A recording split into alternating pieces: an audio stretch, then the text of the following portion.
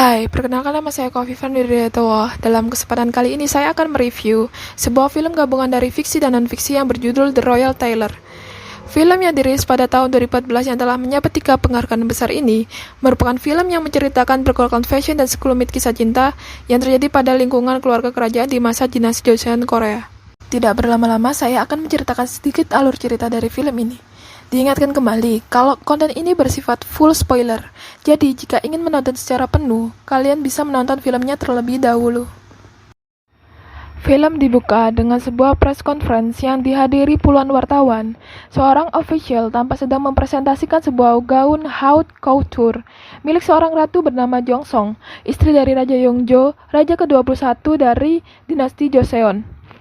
Sekilas tampil dari kaca, sebuah gaun dengan keindahan rancangan dan warna yang indah tak terkira. Gaun yang dipercaya menjadi titik awal munculnya desain Aedidaya selama dinasti Joseon menguasai dan memimpin Korea. Scene berubah menjadi alur mundur ke masa dinasti Joseon, 3 tahun setelah kematian raja terdahulu, dan digantikan oleh raja baru yang memerintahkan kepala penjahit Dolsok untuk membuat jubah naga yang baru. Suatu hari, Ratu meminta kepada Dolsok untuk memperbaiki hanbok yang sudah lusuh. 면복이 낡은 듯합니다. 소신이 하여도 되온데. Sementara itu, kabinet Pansu datang ke tempat wanita penghibur yang dipimpin oleh Wol Yang untuk meminta kepada Kong Jin dibuatkan jubah baru sebab jubah yang dia gunakan tidak nyaman. Kong Jin membuat jubah untuk Pansu yang membuatnya bahagia sebab pakaian yang dia kenakan begitu nyaman. Suatu ketika, hanbok yang hendak diperbaiki oleh Dolsok terbakar oleh para asisten ratu, sehingga mengakibatkan hanbok tersebut sulit untuk diperbaiki. Pansu lalu menyarankan kepada ratu untuk memberikan hanbok tersebut kepada Kong Jin untuk memperbaikinya. Kong Jin yang sanggup membuat hanbok tersebut tidak terlihat cacat, sehingga sang raja akan menyukai pakaian tersebut. Raja meminta kepada Dolsok agar Kong Jin memperbaiki pakaian berburu sang raja. Dolsok bersama dengan Kong Jin bersama-sama membuat pakaian raja. Suatu ketika, raja yang sedang berlatih berburu, tiba-tiba dia terjatuh sehingga mengalami luka pada tangannya. Soi yang merupakan anak dari kepala keamanan berusaha memberikan lap untuk raja. Awalnya raja menolak, namun setelah raja mengetahui putri dari kepala keamanan, raja langsung menerima lap tangan tersebut dan memintanya untuk pergi ke istana. Suatu malam, Kong Jin dan Dolsok yang sedang berjalan-jalan menikmati malam memandangi bulan.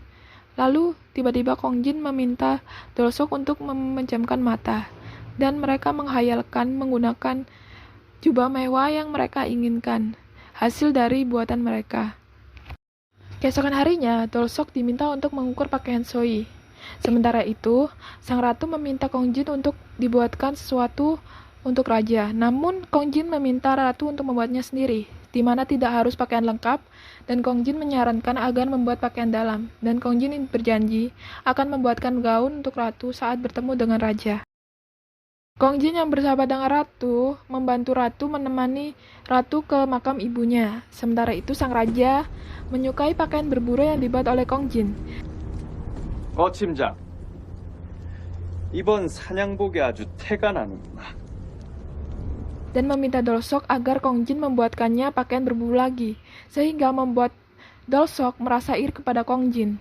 Soi yang telah menjadi istri kedua dari raja merasa perayaan penyambutan yang diadakan untuknya dirasa kurang pantas. 불안하단 말이야. Suatu ketika, ratu datang untuk memberikan pakaian dalam yang dia buatkan untuk raja. Setelah mengetahui raja sedang berdua dengan Soi, dia mengurungkan niatnya. Ratu merasa sedih dan kecewa, meskipun dirinya telah lama berhidup bersama sang raja. Sang raja belum pernah menyentuhnya sama sekali. Mengetahui hal tersebut, Kong Jin mulai berpikir untuk menjadikan ratu sosok wanita yang istimewa dengan membuatkan selir-selir pakaian, sehingga membuat sang raja terpecut dan menemaninya, sehingga Soi akan merasa terkesan wanita rendahan.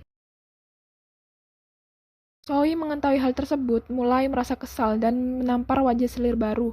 Mengetahui itu, ratu menyuruh dayangnya untuk menampar wajah Soi. Di sisi lain, para kabinet menemui raja untuk meminta petisi soal berpakaian di mana perbedaan harus dibedakan antara orang-orang yang berada di istana dengan di luar istana. Petisi itu pun turun dan Dolsok mengarahkan pasukannya mengambil pakaian buatan Kong Jin dan membakarnya, yang membuat Kong Jin merasa kecewa pada Dolsok. Upacara kedatangan penyambutan Raja King dari Cina, Dolsok sibuk membuat pakaian Soi yang akan mendampingi sang raja. Sementara itu Kong Jin membuatkan gaun untuk sang ratu, agar semua orang terpana dan fokus kepada sang ratu. Ketika upacara penyambutan dimulai, sang ratu memakai gaun buatan Kong Jin, berjalan dengan anggun menghampiri sang raja, yang membuat semua orang terpana melihat kecantikannya.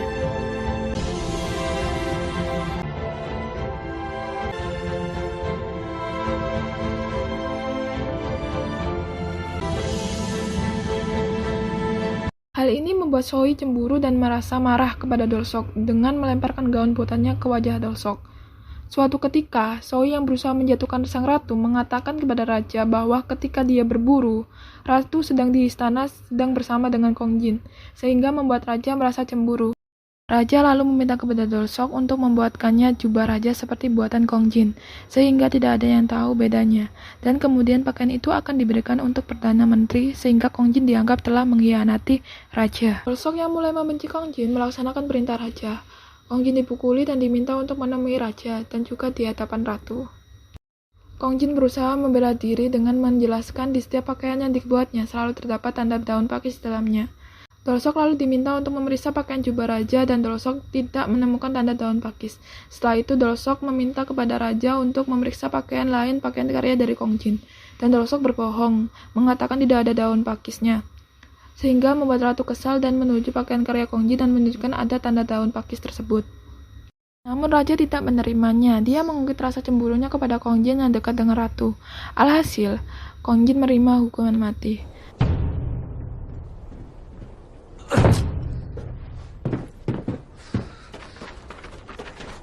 전투하라! 예!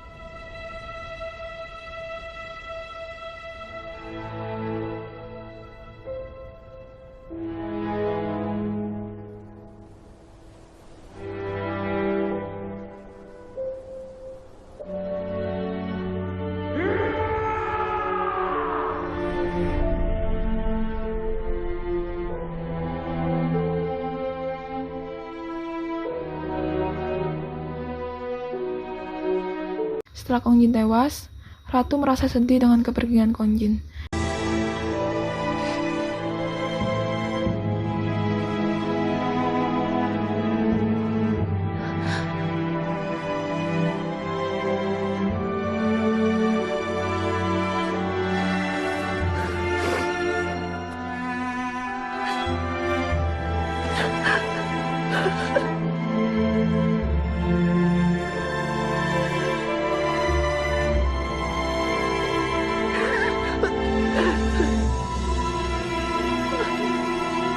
Sementara itu, Dolsok merasa sedih setelah menemukan sebuah jubah impiannya yang dibuat oleh Kong Jin untuknya, sehingga membuat Dolsok merasa menyesal atas perbuatannya yang dia lakukan kepada Kong Jin.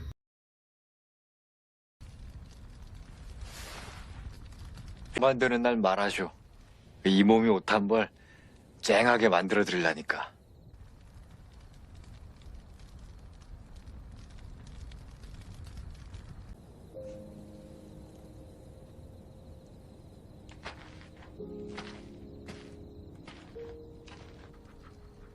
Scene ditutup dengan diperlihatkannya gaun yang digunakan ratu saat menyambut utusan dari Raja King.